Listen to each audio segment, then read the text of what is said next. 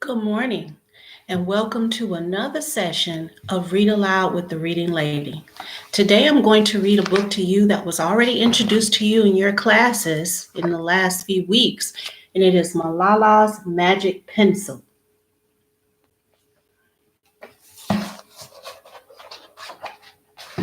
Do you believe in magic?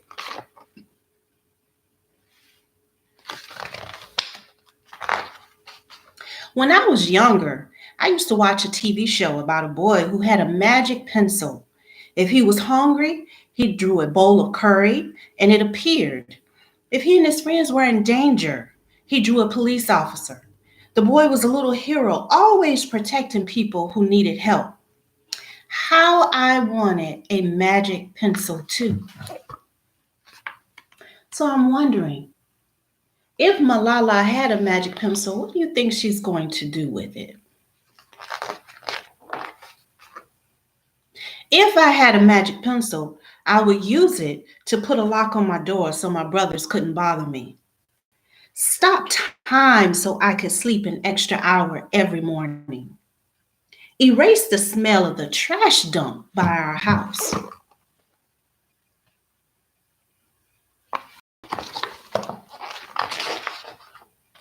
And I would use it to make other people happy.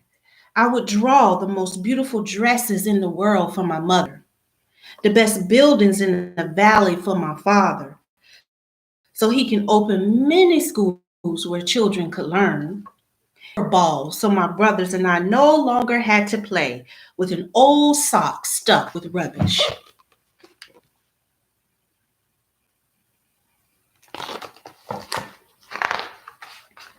Every night before I went to bed, I wished for a magic pencil of my own. And every morning I would wake up and check my cupboard, but the magic pencil was never there.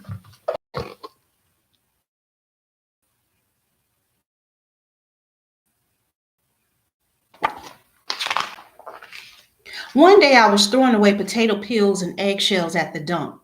I was wrinkling my nose, swatting away flies, and making sure I didn't step on anything dirty in my nice shoes, when I saw a girl my age sorting trash in piles.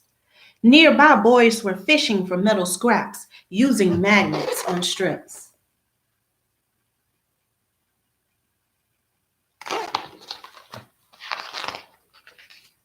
When my father returned home from work, I told him what I seen. It made him sad. Abba, I said. Yes, Johnny, he said back. I always liked when he called me dear one. Why haven't I seen that girl in my class? Because, he said, but he didn't finish right away. Because in our country, not everyone sends their daughters to school, and some children must work to support their family. Those boys would sell the metal scraps they find. If they went to school, their families would go hungry.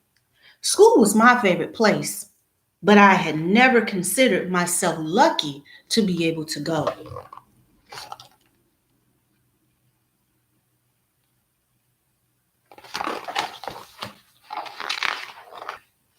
My father had always said Malala will live free as a bird. Now I wondered how free I'll truly be.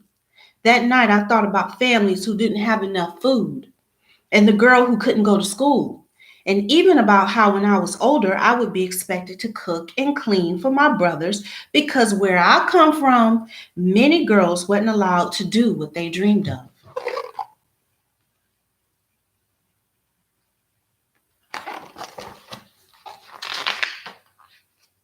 I knew then that if I had the magic pencil, I would use it to draw a better world, a peaceful world. First, I would erase war, poverty, and hunger. Then I would draw girls and boys together as equals.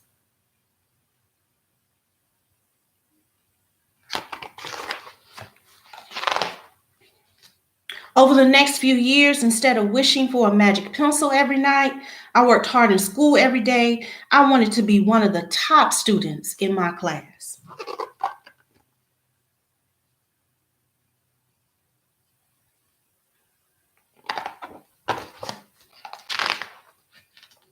But soon, powerful and dangerous men declared that girls were forbidden for attending school. They walked the streets of our city and they carried weapons. I wonder how Malala is feeling right now. There are men now in her city, they're carrying weapons. They're saying that girls shouldn't be able to go to school. One by one, girls stop coming to school. But where are all the students? They don't feel safe here anymore, Johnny. How could a few men stop all the girls in our valley from going to school?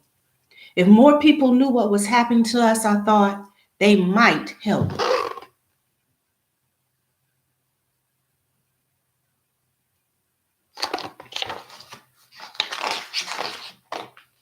Wishing wasn't enough, someone needed to speak out. Why not me?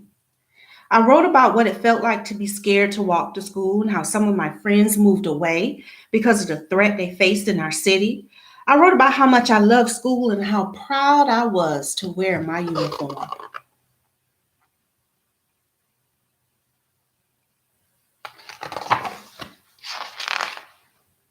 Once I started writing, I didn't stop.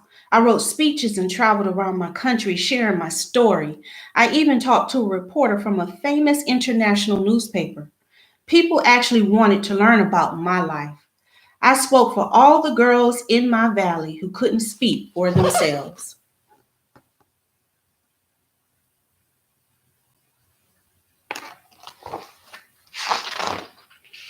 My voice became so powerful that the dangerous men tried to silence me.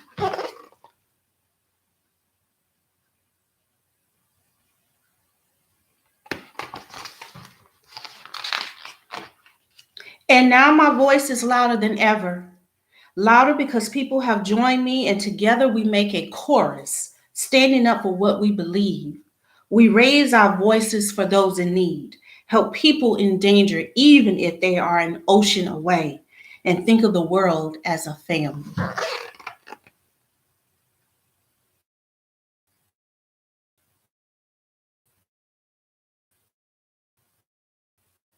Do you still believe in magic? I do. I wrote alone in my room, but people all over the world were reading my story. Millions now know it and help me spread my message of hope. I had at last found the magic I was looking for. It was in my words and in my work.